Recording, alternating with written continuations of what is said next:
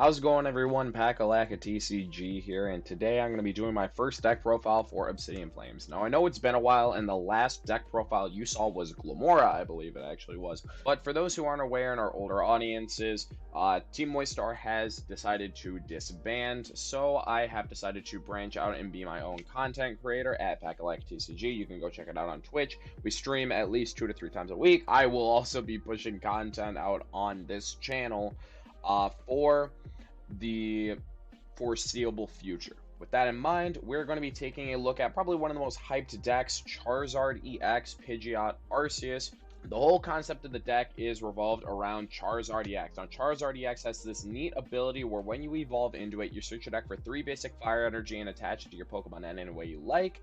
And then it has a cool Vengeance attack where it does 180 plus 30 for each prize card your opponent has taken. Also has the Terastallization ability, of not being able to be hit on the bench, which is very, very helpful. It stops Kyogre from being able to snipe you, and just random things like Delphox V in the mirror match if they for some reason play it. So we decided to play a 4-3. I will point blank say the inspiration for the base list was from Andrew Mahone. This list, and I believe most lists, are not far off from that. So if you want to go see Mahone's list, go check out Tricky Jim on YouTube. Big fan, friend.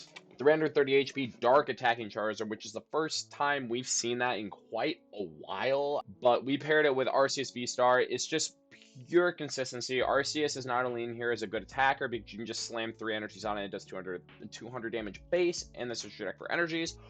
But Starburst, just being able to instantly search a deck for 2 cards is insane, especially paired with the new Pidgeot EX. Pidgeot EX, reminiscent of the old one, has Quick Search as an ability. Once during your turn, you search a deck for any card you like. Also has Free Retreat, and the attack for 120 damage discards a Stadium in play, which is pretty crazy.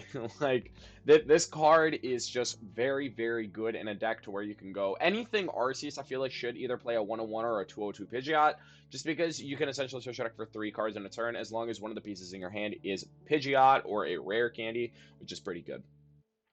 So the idea of the deck is just to essentially attack very quickly with either cards like Victini V, which Victini V has an attack where it does 220 damage, but it can't attack during the next turn.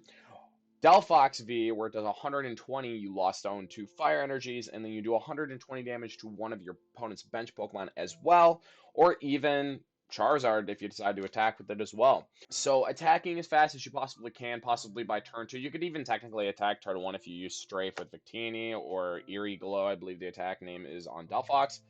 But everything in this deck can attack except for Manaphy and Mew. But we're not gonna go into that. Yes, Pidgey can attack. Concept is to go Rare Candy Charizard into an Arceus, do 200 damage, or if you're playing against, per se, a mirror match or anything Arceus, you could go turn 2 Rare Candy Charizard into Victini and knock out their V immediately. I see a lot of people dropping it for Entei. You could argue Entei in this deck, possibly over Delphox. It's more or less like meta reliant on both of them. If not, Delphox is just very, very good, especially paired with Lost City. You can play both because you search your deck for a card every single turn, and you can go Starburst.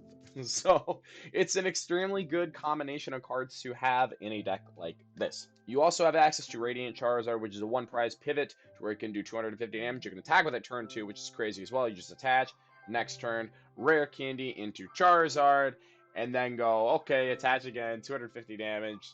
Let's go. 4 research, 3 Iono, 3 boss. Just consistent, straight.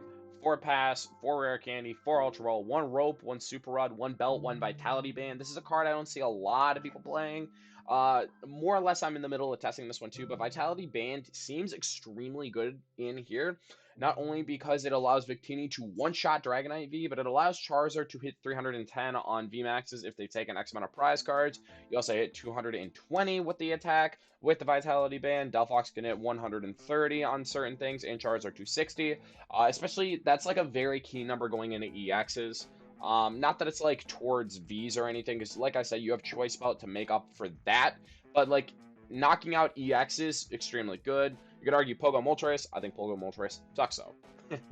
We play 3 Artazon and 1 Lost City. You just want as much consistency as you possibly can get. Looking at Mahone's list, Mesa Goes is an interesting option. However, it's a coin flip, so I'm not like 100% on coin flip cards, so I'd rather go for the max consistency of being able to find my basic Pokemon, my little basic Pokemon very quickly, while also having an option to Lost City to take out Manaphy's in the Gardevoir matchup and a Lost Box matchup, because if you can start sniping stuff, especially by turn 2, turn 3, their whole engine's going to fall apart, and it's very, very, very strong to get ahead in the lead. And then you have 10 Fire Energies. There are a lot of cards to consider in here. This list is just going to keep evolving as time goes on.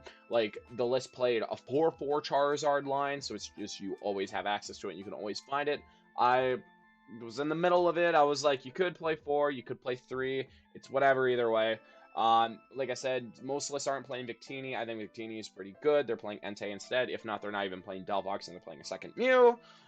Their supporter line's a little different. None of them play Vitality Band from what I see, and Lost City's also not. Yeah, that's my take on the list. Thank you all for watching.